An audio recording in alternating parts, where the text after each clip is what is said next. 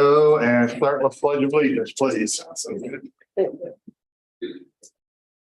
Pledge allegiance to the flag of the United States of America, and to the republic which stands one nation under God, indivisible, with liberty and justice for all. Thank you. All right, let's start with the roll call. Osborne, Here. Euler, Here. Bentley, not present. Jones, Here.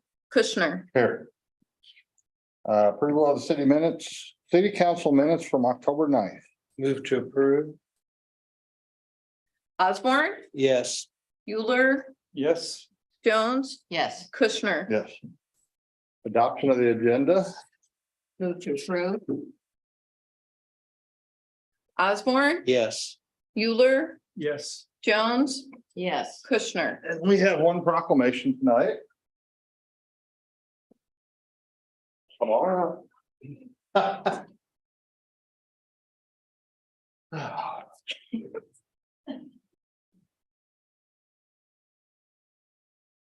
Somebody will take your picture. Oh, okay. Barb, can you or? I thought it was- I was looking for her too, but she's not here. Well, you know, we didn't need a picture. Yes, we Okay, this is a proclamation for National Disability Employment Awareness Month for October of 2023. Whereas October 2023 marks the 78th anniversary of National Disability Employment Awareness Month observed in the United States, and whereas the purpose of National Disability Employment Awareness Month is to raise awareness about disability employment issues and celebrate the many and varied contributions of America's workers with disabilities. This year's theme is Advancing Access and Equity. Whereas workplaces welcoming the talents of all people, including people with disabilities, are a critical part of our efforts to build an inclusive community and strong economy. And whereas the month also focuses on reducing barriers to employment that people with disabilities may face, such as discrimination and lack of accessibility. And whereas it encourages the collaboration among employers, employees, government agencies, and advocacy organizations to improve disability employment. Now therefore be it resolved, I, Jim Kushner, Mayor of the City of Warrensburg, and the Warrensburg City Council, do hereby proclaim October of 2023 National Disability Employment Awareness Month and affirm the City of Warrensburg's commitment to an inclusive community that increases access and equity for all, including individuals with disabilities.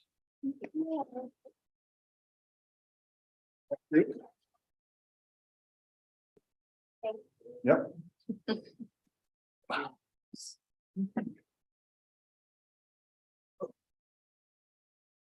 Okay, next up is first and second readings.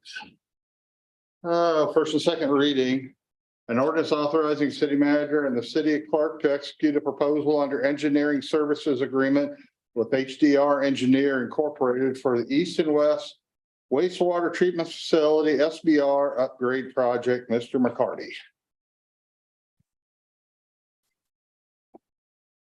Mayor and City Council, I'm here this evening to answer any questions you might have.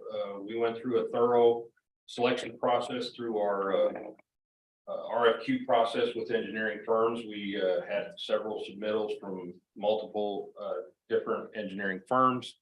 We received 5 total and narrowed that down through a selection process.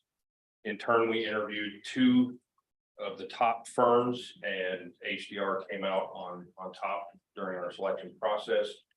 We would like your approval to move forward with executing this agreement with them to start design and engineering on the SBR upgrade project for the plants.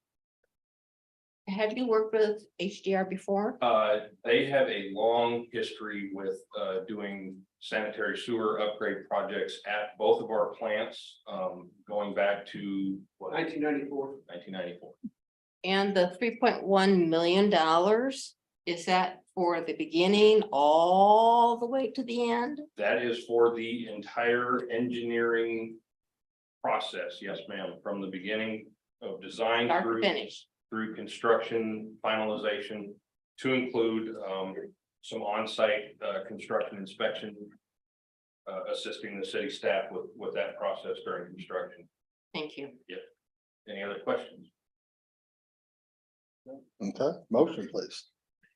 Motion to approve.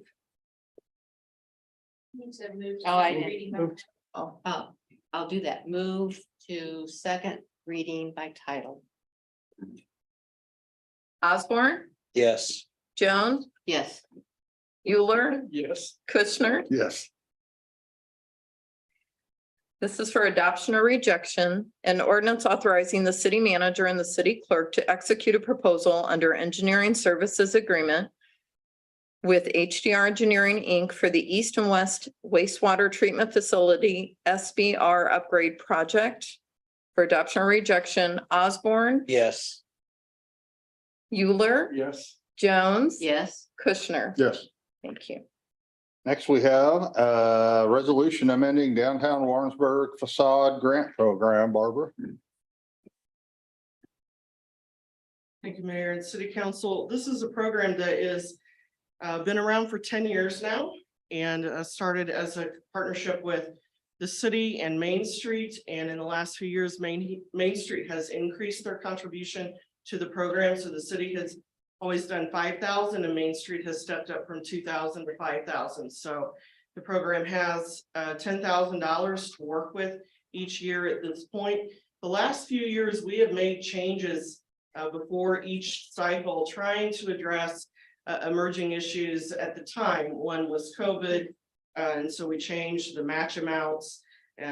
Last year, we were trying to better align our funds with historic preservation and proper rehabilitation of structures. Because we find we typically have been funding signs or awnings, some window projects, some door projects. But we wanted to get more towards construction, exterior facade improvements like tuck pointing or masonry work, items that would further preserve our buildings for a longer period of time. We did get a lot of applicants last year. We received 7 applications and were able to award money towards each of those. Ultimately, only 3 of them followed through and finished their projects, started even, and then finished their projects. So while we committed 10,000 in funds, we only awarded 3,000 in actual dollars. And so this year, the committee wanted to make some changes, and it says in the paperwork you have in front of you, but the committee is a city staff person, a historic preservation commission person, a member, and then a Main Street board member or a Main Street representative. Sometimes it's been a board member, sometimes it's been the director. So that's who is on the committee. And so in reality, right now, it's Mike Greify for Historic Preservation Commission, Jill at Main Street, and myself. And this year, we wanted to make some changes to the program that hopefully would commit the funds, but also get them spent. And if they're not going to get spent, then we wanted to have the ability to terminate that award and start a new cycle in probably May of next year to try to get those monies awarded and spent before August and September and the end of the city's budget year on September 30th. So given that we keep trying to tweak the program, where for years we didn't, now we keep trying to tweak it. Staff has put forward a resolution this evening that would actually make it so that the committee can make these changes at the staff level and they would not come back to you yearly. So the changes that I've talked about are in the draft paperwork that you have, which is the program documents that we would go live with tomorrow so we can start and kick off a cycle on November 1st. But the resolution itself that you are asked to act on this evening talks about allowing staff to make those changes once a year in response to emerging needs. And so we would bring you information each year. If it's approved in the budget, then we would move forward with the program. We can bring you that information each year. But we can be a little more nimble in making those changes as we see the need for them. Be happy to answer any questions. I like the change that you're suggesting, that if they're not spending it within 100 days, that it can be withdrawn and then somebody else can use. Yeah, and we'll see how it works. I don't know if we'll get the desired result, but if not, we'll try something new again next year. Yeah, I like it. One question, if I may, does the money roll over and is it an annual contribution? It does not roll over. So Okay. what is not spent goes back into the city's general fund. Okay. Or into Main Street's budget. I don't know what they call their fund, but no, it does not roll over. Okay, thank you.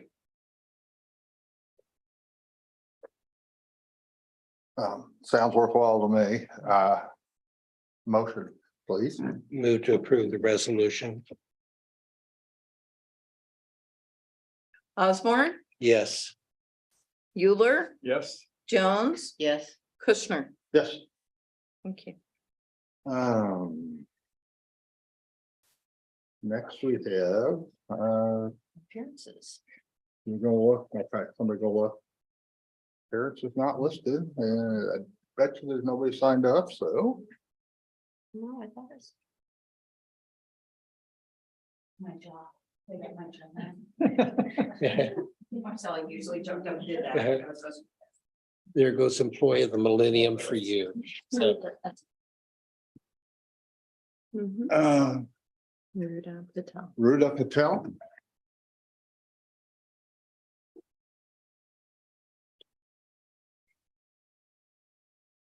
Yes, Ms. Patel. I'm from the Super 8. I sent an email. We are just concerned about people living behind the hotel. We don't mind it.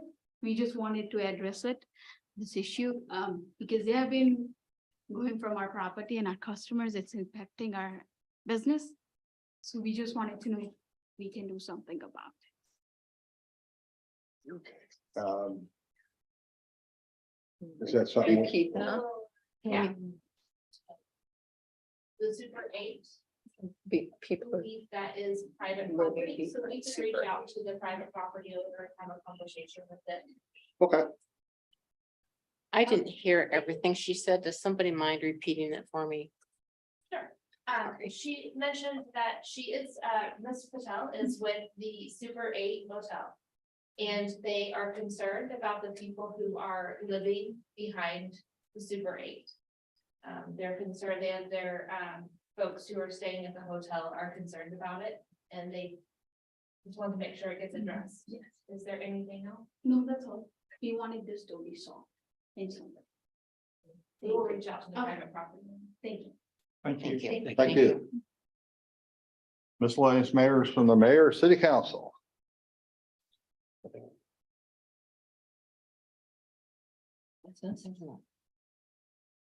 Been a busy time, gonna continue to be busy, and there's been lots of fun stuff going on. And city manager's report and a towel of city directors. I'll do the first order of business under the city manager's report. As you all know, we are working on finding a construction manager at risk for the McGuire Street corridor project, also known as Rethink McGuire Project. As part of the state statutes of using this method of delivering a project, we are required to read publicly who has submitted statements of qualifications to be our CMAR.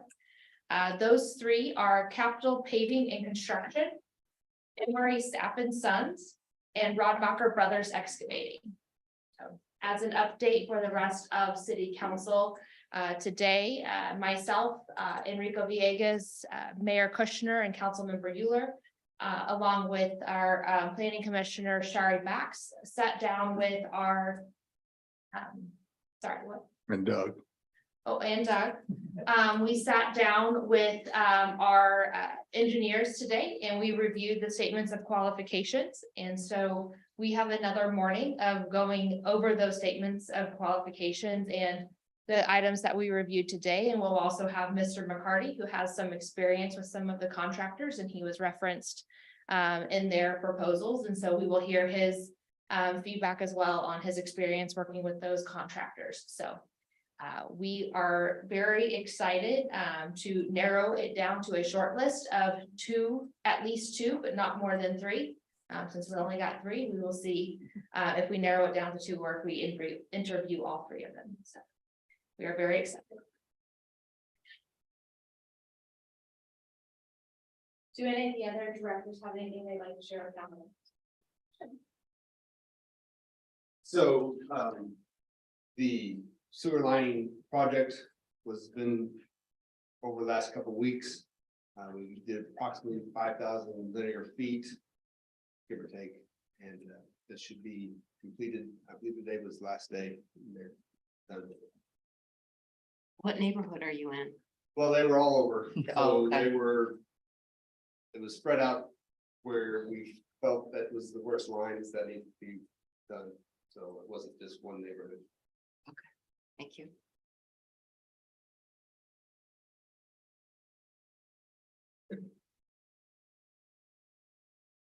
Busy time of year for us. We just got done with homecoming. That was fairly decent weekend, nothing too extravagant. And then we're moving into qualifications this week. We got 2 nights qualifications, firearms. That's 4 hours apiece. I want to also advise the council, mark your calendars for December 8th. That's when we're gonna have our policeman ball banquet and do award ceremony that night. You all will be invited. It's gonna be 6 to 10 at Milestones. Thank you.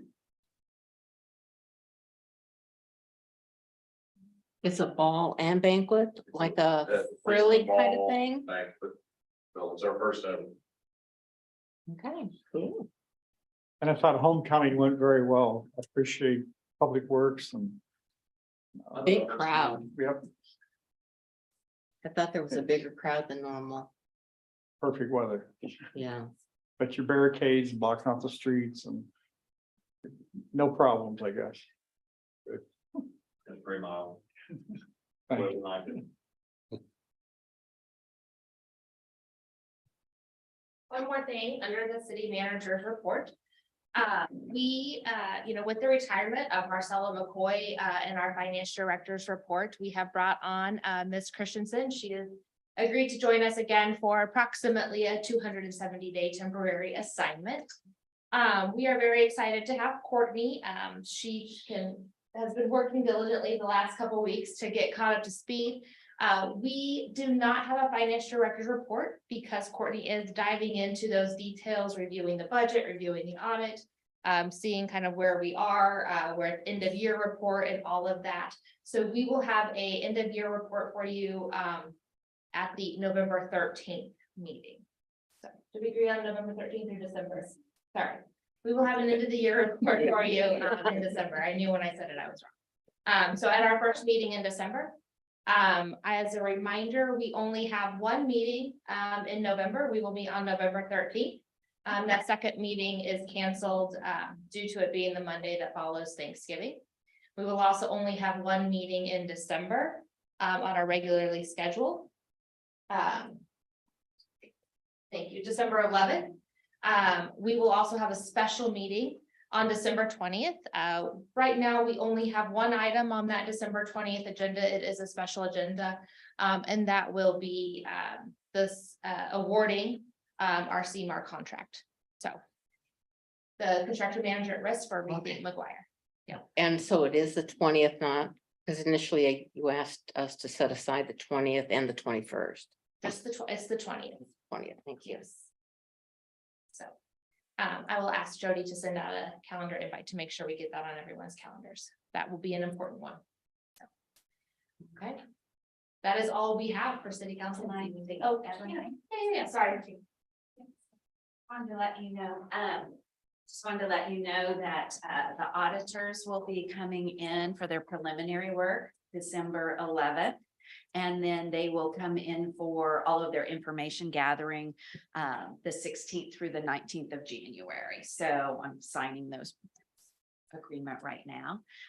You will have a financial report for the month of October at the November meeting, so you'll get the first month of the new year. But we're not actually closing the books for the past fiscal year until after the meeting in November. Therefore, we can't give you a report until until December. So, thank you. Thank you. Anything else, Danielle? Anybody else here? We'll bring that after our meeting today. Yeah. Well then, 19 minutes, we are adjourned. Yay.